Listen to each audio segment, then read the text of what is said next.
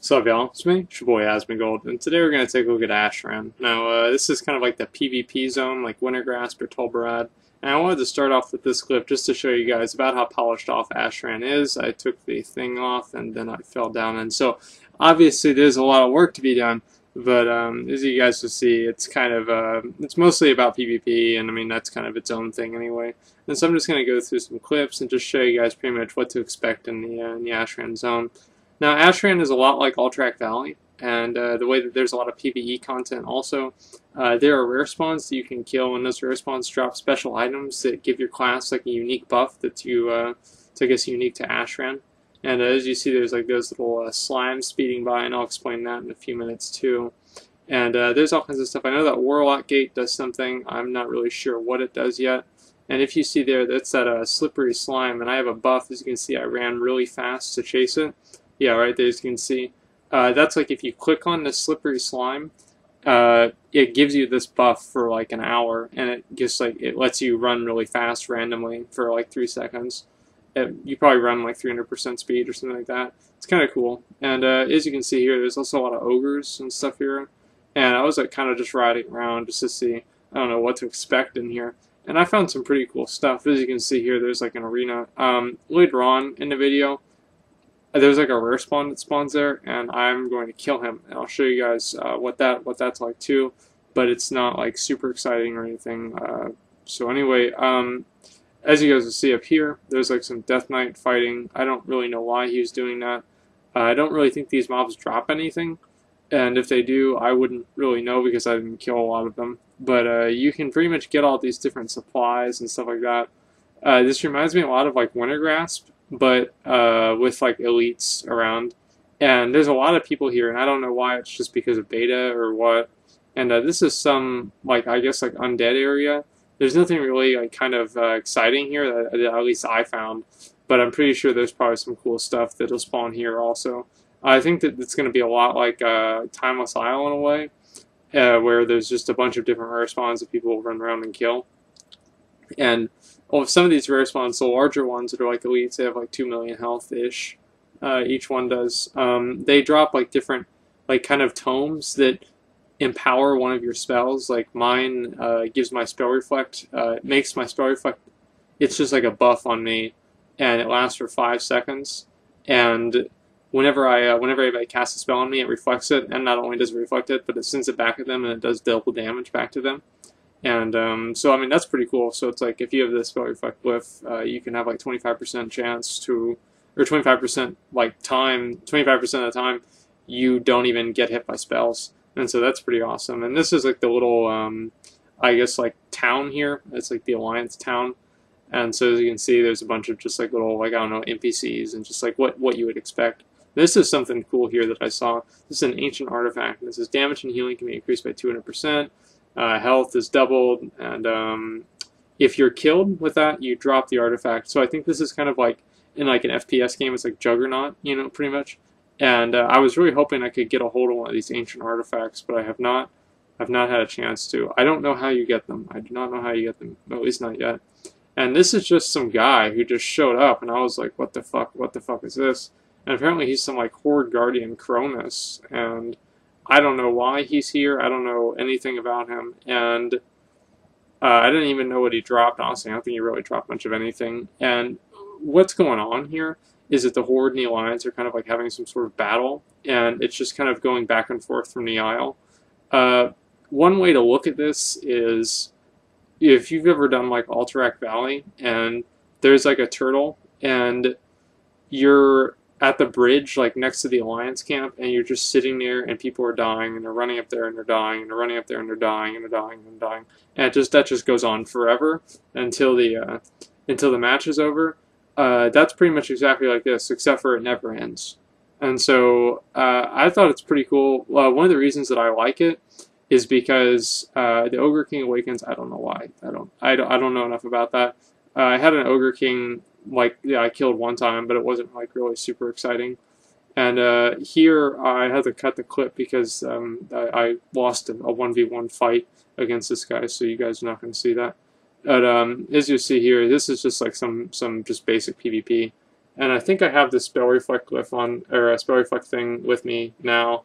And Spell Reflect has been really weird because sometimes it's supposed to work with Gladiator Stance, and then sometimes it doesn't. I think that the reason why it didn't earlier is that the Spell Reflect that you get from using the Tome is it's a different spell ID, and so it can't be cast in defensive stance, but I'm not really entirely sure. That's kind of just like speculation on my part. And there's some Death Knight thing, and I don't really know what these are. I think these are just like elites. They said this is a lot like Alterac Valley that kind of help the opposing faction, because there's a lot of like guards and things like that you have to tank. And whenever you actually get into their base, there's a lot of like elite guards, and the elite guards, like I'm a prot here, or I am whenever I'm tanking them, and I can tank like 3 or 4 of them, or 2 or 3, let's be realistic, and they do a pretty good amount of damage, and so it's not really it's not just like some easy thing like an AV, like the guards just die in like 1 hit. It's kind of interesting, but yeah, you basically spend most of your time fighting back and forth on this road, and there is some sort of like what is it? Not. It's like a reinforcement system where like Alliance and the Horde, they win different parts of Ashran and then they lose it, and it's very dynamic, and so things change very often. And what I like about this is there's a PvE and a PvP aspect to it, and I'm not really sure if like everybody on the Alliance is kind of fighting towards like some common goal, and whenever they get enough, like, so it's like an AV where you're able to kind of collect like armor scraps or like kill harpies and collect like some kind of other bullshit, and you could help the PvPers or whatever if you are like really shitty geared or something like that. And it's kind of a way to kind of contribute. I don't really know if that's going to be the same paradigm as Ashran. And as I said before, this is just kind of like me spending a few hours on it, and I'm just showing you guys what came of that. And in a minute here, I'll show you guys actually 2 of the elites that I fought, and they were pretty interesting. And I'll also show you what the actual item looks like that they dropped. But I mean, a lot of these things here, as you can see, are just all NPCs, like these Warsong riders on their on the mounts. Like obviously those are not players, and so I mean, I thought that was pretty interesting. Like they don't really do a lot of damage, even though they are elite. They're pretty weak, honestly. And I mean, as I said before, I had a lot of fun doing this. It was a lot better than I had expected. Whenever I did, this reminds me a lot of like Wintergrasp and stuff like that. Like Tol Barad, I didn't really like Tol Barad because there was too much, I don't know, like strategy to it, I guess you could say. And Wintergrasp was just pretty much like a huge face roll, and so I did kind of like that. And as you see here, there's the big guy, and I saw him, and I'm like, this motherfucker's gonna die, like one way or another. And I was lucky enough that I was like a little hunter near me, and he helped me kill them.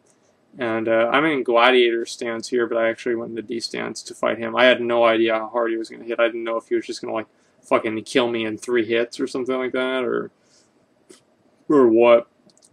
So it was pretty fun to do. I'll probably go back there and spend some more time just doing different stuff. But if you're on beta or whatever, I think it's available on the Mechatork server, which is the level 100 only server. And so if I were you, I would, just go over there and see what's going on. And as you see, there's like this guy, and I'll speed it up, like, because if the fight did kind of take a while, because he's got 2 million health, and the equivalent of like 2 million health is like it's like 30 million health on live, and so it will kind of take a little bit of time. Maybe not quite 30 million, maybe like 25 million, but he did die pretty quickly, honestly. And so you'll see it's sped up, but it still did kind of take a little bit of time. He didn't really do anything deadly, and even when I did stand in different ground effects, it didn't even matter. I mean, I was honestly expecting him to be much more difficult. I think that there are different tiers of like these little bosses, and there might actually be like stronger bosses, like more, I don't know, like not really raid bosses, but just bosses that are meant to be taken down by like 5 to 10 players rather than just pretty much soloed. And as you can see there's my glyph of spell reflection, or like book of spell reflection, manual of spell reflection, excuse me. And spell reflection ability now reflects all spells cast on you for 5 seconds and deals double damage to attackers. And so, like that to me sounds like really, really good. And so I was like running in there and doing that all the time. And I'll show you guys what the hunter got, and I'll just tell you right now. It's this thing called it's guide disengage, and it just cuts the cooldown for disengage in half. And so compared to the spell reflect thing, kind of sucks, but it's still pretty cool.